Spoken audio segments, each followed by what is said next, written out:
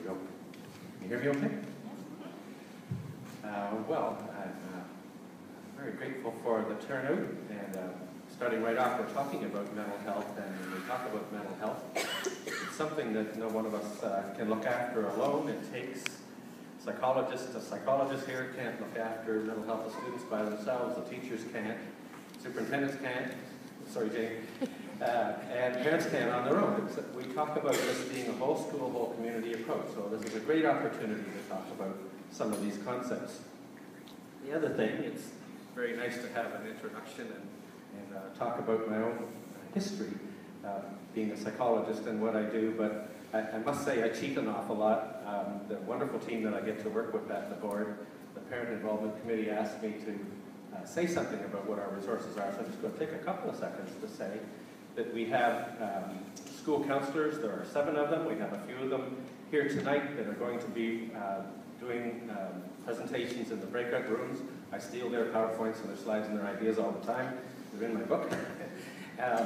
As well as we have school psychologists and psychological associates that are part of our team. Really, we have a senior psychologist, Dr. Susan Graham-Clay. She kind of looks after elementary. I look after secondary, but I've switched off and I do the mental health work. That means she does most of the work.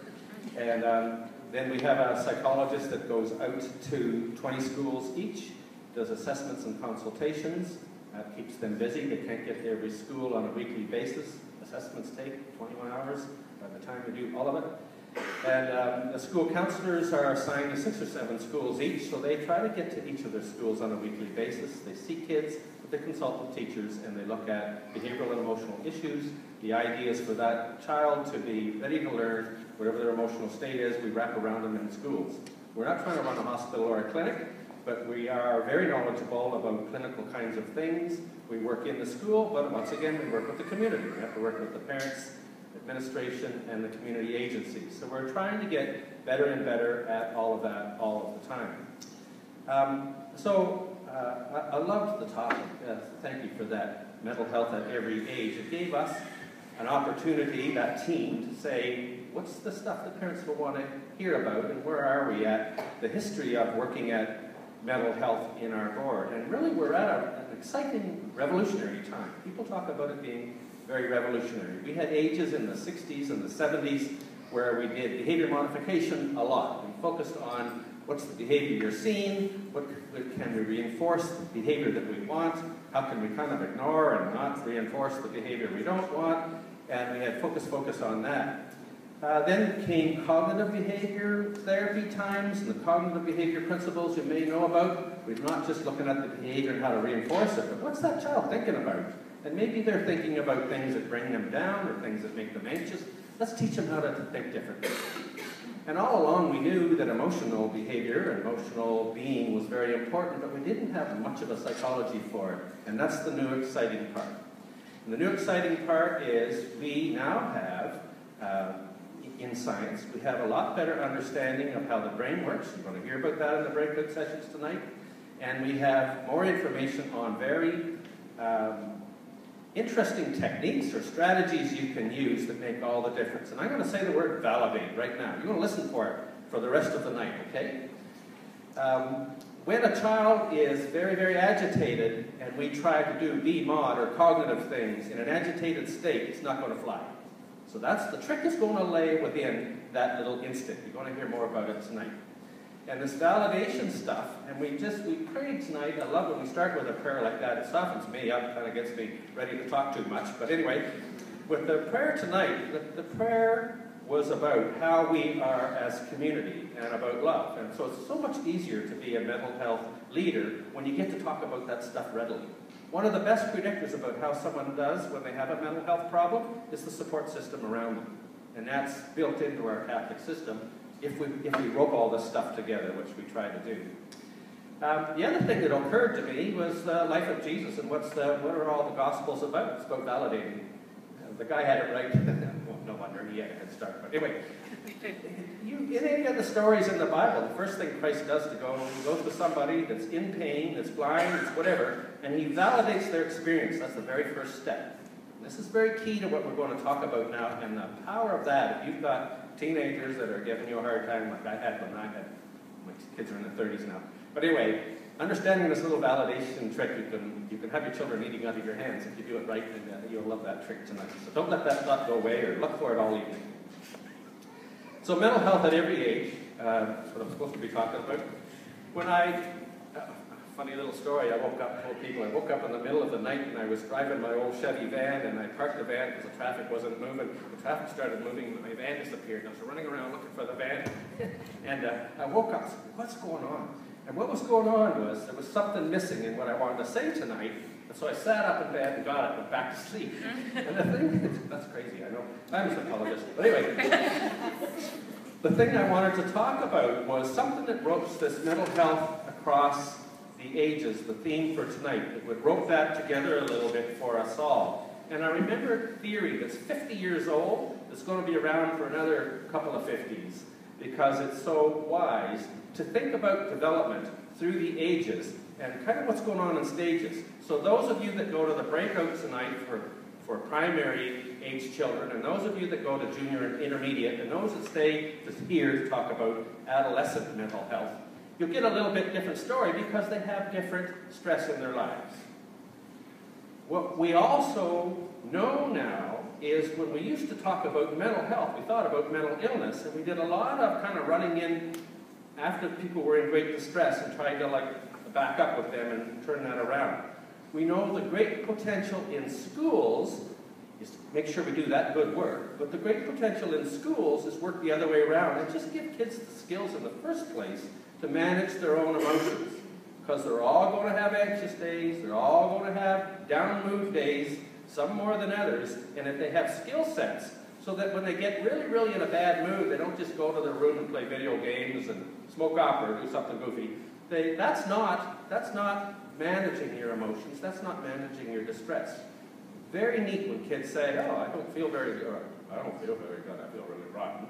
I think I'm going to go shoot some baskets and get a good meal and eat a good sleep. And, Mom, if you just listen, don't give me advice, but let with my talking a little bit. That's coping. That's the kind of stuff we're now teaching kids that you just need to do. And we've got a whole generation of people it doesn't occur to them to cope.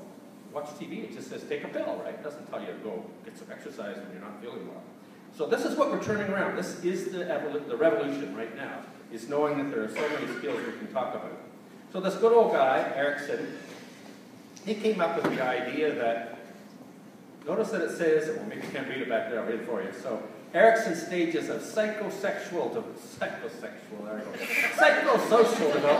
There's a little bit of sexual stuff in there in a minute. Anyway, and so he had these stages. He said, what's the main thing going on here in terms of the challenges and stressors in that kid's life, and what do we have to get them through? And just think of it, right, infant to age 18 months. He called that stage trust versus mistrust.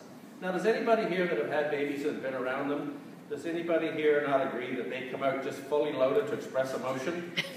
They come out fully, I couldn't believe it when our first little Erin was born. She looked cute when she first was born, but that I had bags under my eyes galore in no time, because when she was hungry or tired or something wrong with the diaper being too tight or whatever it was, wet, she let you know, and the battle was on. The battle is on to go and comfort that child and try to figure out the stress. And as time goes on, you have to shake that, because all she wanted to eat was the sweet pattern, you know, the sweet foods.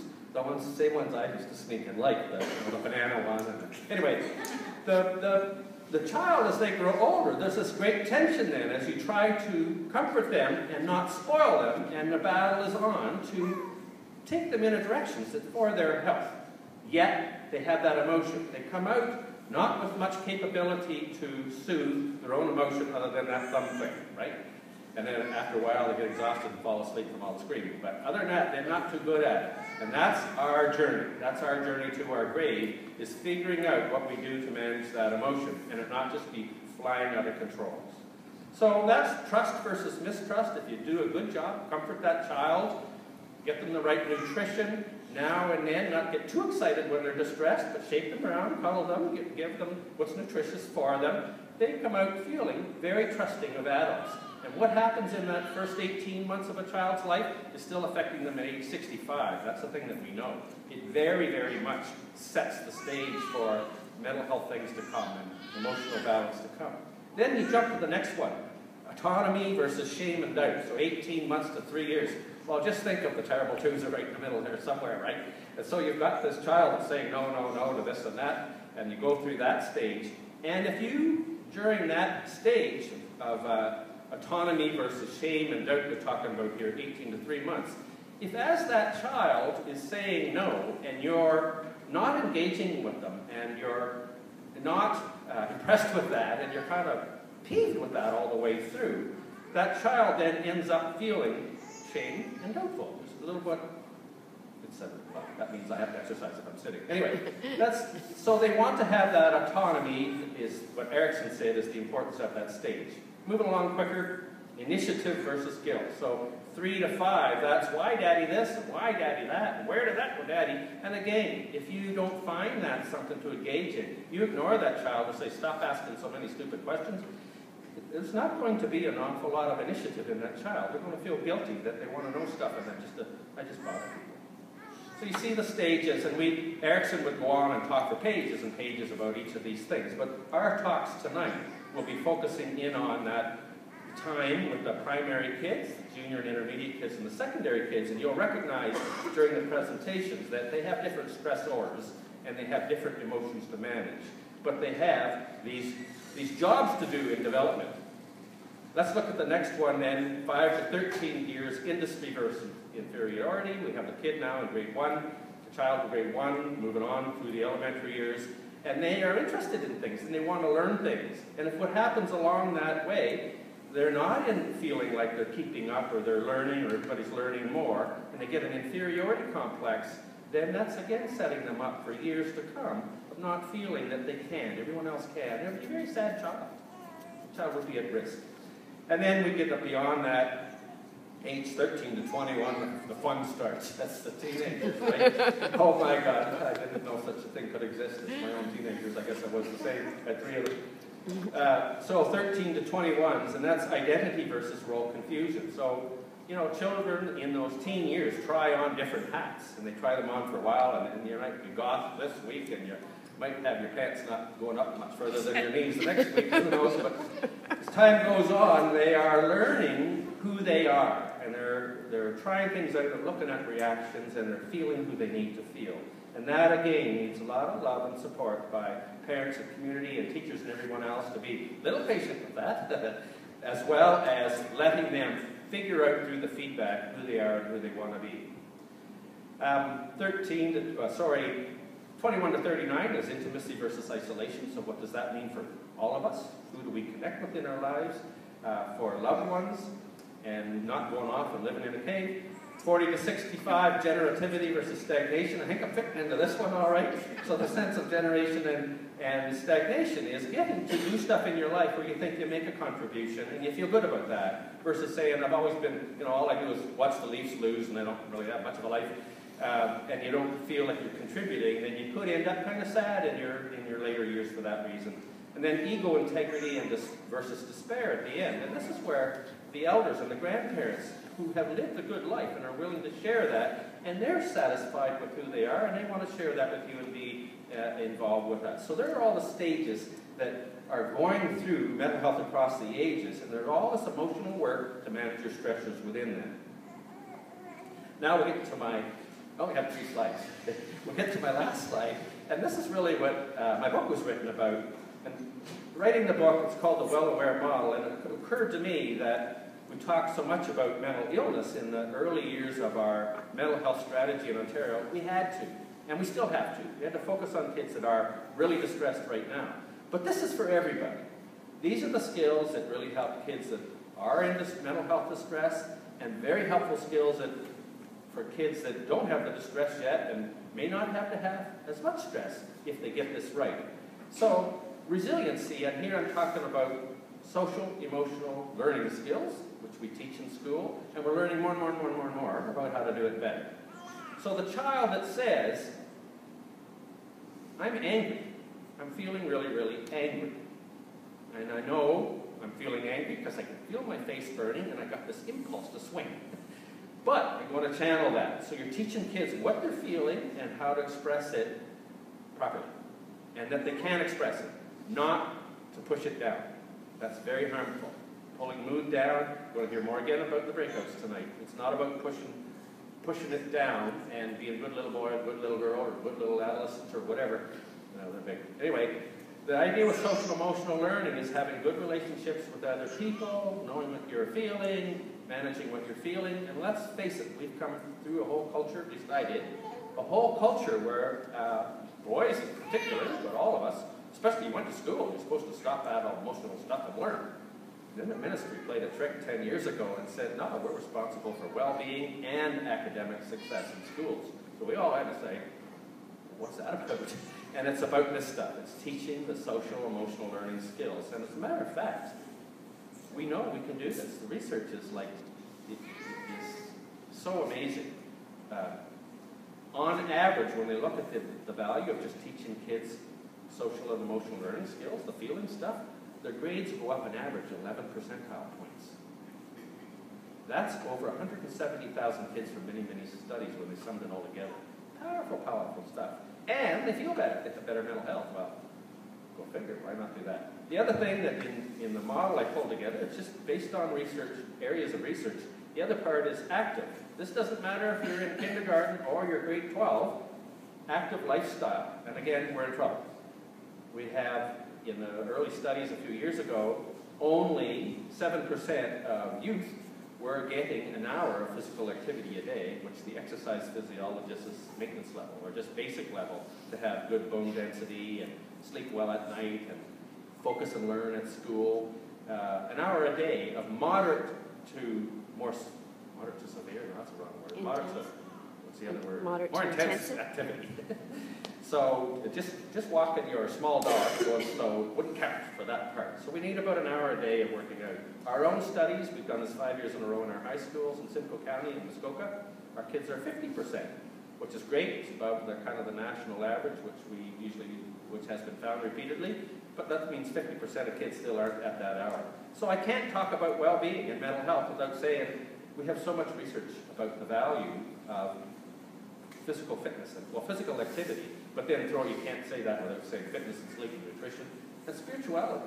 People that are doing spirituality research in mental health are finding that people that have a sense of spirituality, they have a sense of a power greater than them, a connection that they can talk to the Spirit, talk to the God, talk to Jesus. So those kids have way better correlations of all the mental health measures, from taking drugs, quitting school, to having mental breakdowns and all of that. So it's powerful and right in there, and only in recent years have they been able to start studying that.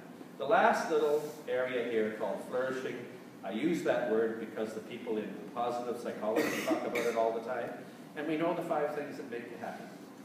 Authentic happiness is found in these 5 areas. Hundreds and hundreds of studies boil down to these 5 areas. So why don't we just teach our kids and ourselves and our teachers and our everybody about it? And it's commonsensical. You know, my grandmother could have told me this stuff.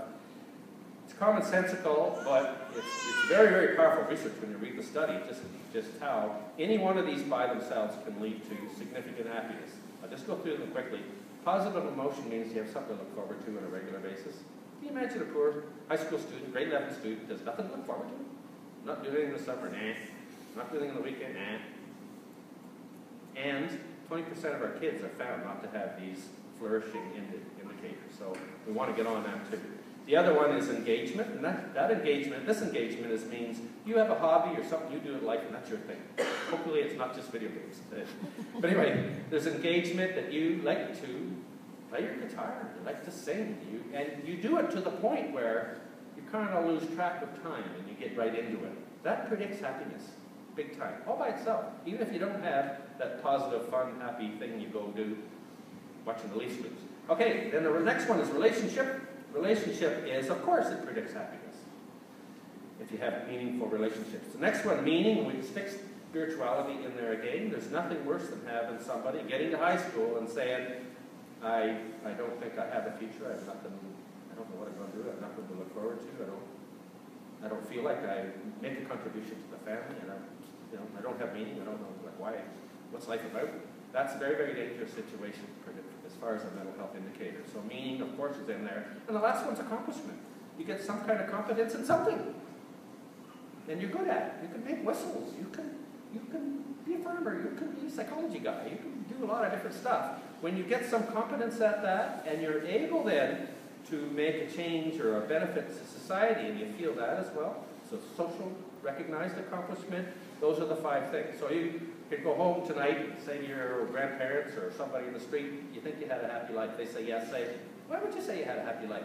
And you watch. One of the 5 will come up, or all 5, or some combination thereof. So that's about what I wanted to say tonight. Again, I try not to steal too many concepts from the people in the breakout sessions. You go to the breakout and we'll talk about this mental health across the ages, not just to focus on mental illness, but you can see what I was talking about here, how these very things for my child, if I had a child with a major depressive disorder or an anxiety disorder, I would not want them not exercising. I would not want them not to have the skills to connect with people or to express their feelings. These are the powerful things that we can do so readily in a school system as opposed to what they would do over the hospital. Okay, I'm going to stop about there. I'll take 2 questions if there's 2 burning questions, and I don't want to dig into the time allotted for the breakouts. We'll organize that in a second. Any questions off the top? Yeah. Not too hard, okay? Probably not something you can answer, but on the physical activity, I remember that in years past, schools used to have coaches and teams and sports and activities and all of that. Unfortunately, the Ministry of Education cut funding to all of that. And now we're seeing the effects of those cuts in our children and in the generations that came without any of that. Is there any pressure from the boards back to the ministry to say, we need to put funding back into Yes, there is, and I'm now hearing from the ministry that they're trying to find, just like they know positive mental health and what we're talking about, teaching social and emotional learning skills, they know they have to get the fitness thing right. And the exercise physiologists and the medical people are all, we got Becky Mann, I didn't mention her tonight, we had the health nurse that we met on the way in. She's one of our partners in this stuff. And her thing is health promotion in a comprehensive school mental health way, and mental health promotion is right up front and center with their work as well. And that's it exactly. You get a chance to talk to her about all the things going on in the county to move that agenda along. You're right on. We have to get there. We're not there. We still have lots of coaches and lots of those other activities, by the way, but yes, we have less physical activity than we had before. Right now. Okay. Then we can go. So, Susan and Beth are working at the primary level, and you're in room what? I'm not sure. Follow Susan. Hi, I'm Susan Greencliffe. So for anybody that's doing the intermediate and the primary sessions in terms of age range, if that's your interest in terms of your own kids, just go down the hall and turn left, and we'll lead you down there. If adolescence is the age range that you're interested in, then stay in this room. Yes, sir. Sorry, quick question. I have a 5-year-old, I have a 12-year-old. I'm not quite sure where I should go. Oh, I know. You should come to ours. I mean, the 12-year-old is probably the one that I need to worry about. You know what? Like, yeah, just Which of the 2? we have a lot of overlap in our content, so I think you'll find that both would be relevant. But maybe think about your own kids and which one would make more sense. Just to add the overlap, the way that the team developed these sessions was to set up for the intermediate level first, and then 2 people went off with that set of concepts and put it into secondary with what the challenges that are for the stressors for secondary. But the basic set of concepts are the same. And likewise, going down to primary, same concepts, take them down to what you see in primary kids, what are the stressors. So you'll get the goods either way. Okay?